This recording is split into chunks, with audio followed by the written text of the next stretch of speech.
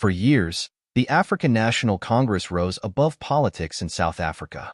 It was a movement dedicated to freeing black people from the oppression of white minority rule and to the lofty principle of democracy, equality, and a better life for all South Africans.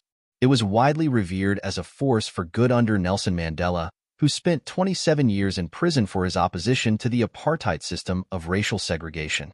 But 30 years after the ANC transformed from a liberation organization to a political party in government at the end of apartheid in 1994, it faces growing dissatisfaction from South Africans who feel it has failed to live up to its promises. South Africans will vote on May 29 in a national election that could be the biggest rejection yet of the ANC, which has governed one of Africa's most important countries largely unchallenged since it led the fight to bring down apartheid. Now, the ANC is for many a byword for graft and failed government. Here's how the famous party lost its way. Broken promises. While the end of apartheid gave every South African the right to vote and other basic freedoms, the challenge for the ANC was to convert that into a better life, especially for the black majority who had been systematically repressed. That has been difficult for the ANC government to sustain after some early success in raising living standards in its first 10 years in power. South Africa sits today with one of the highest unemployment rates in the world, is still ranked as one of the most unequal countries, and its widespread poverty, which still disproportionately affects black people, spurs most of the criticism of the ANC's 3 decades in charge. The ANC has often pointed to the difficulties in reversing nearly a half-century of racist laws under apartheid and hundreds of years of European colonialism before that, which kept millions in poverty. It maintains that South Africa is a better country than it was under apartheid, and that is undoubtedly true. But the most pressing problems for many South Africans in 2024 boil down to a failure of basic government services, with communities across the nation regularly protesting against the lack of electricity in their neighborhoods, broken or non-existent water and sewage systems, garbage piling up on streets, and a shortage of proper housing that leaves millions living in shacks. Corruption. While around half of South Africa's population of 62 million live under the poverty line, according to the World Bank, ANC officials have been implicated in enriching themselves in a succession of corruption scandals. Corruption is alleged to have been especially bad under former President Jacob Zuma, who was accused of allowing a decade of rampant graft to play out before he stepped down in disgrace in 2018.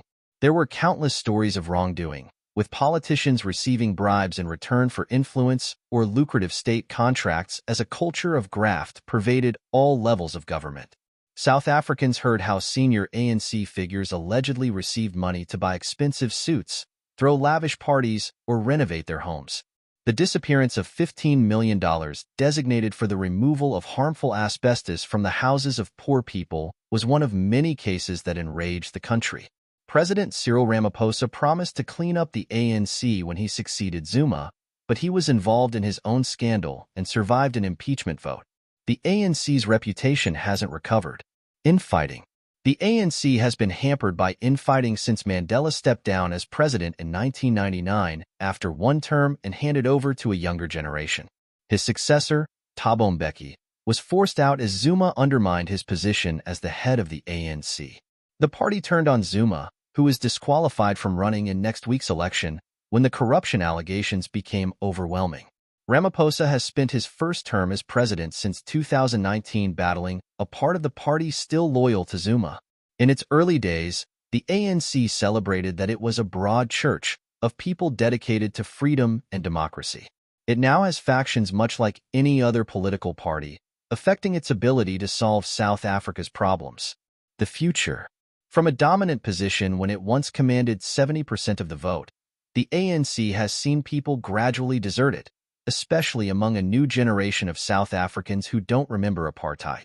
The election is widely expected to be a landmark moment for the country's post-apartheid democracy, as recent polls have the ANC's support at less than 50%, suggesting it might lose its parliamentary majority for the first time. The ANC is still expected to be the biggest party, but dropping below 50% would lead to it having to govern alongside others in a coalition.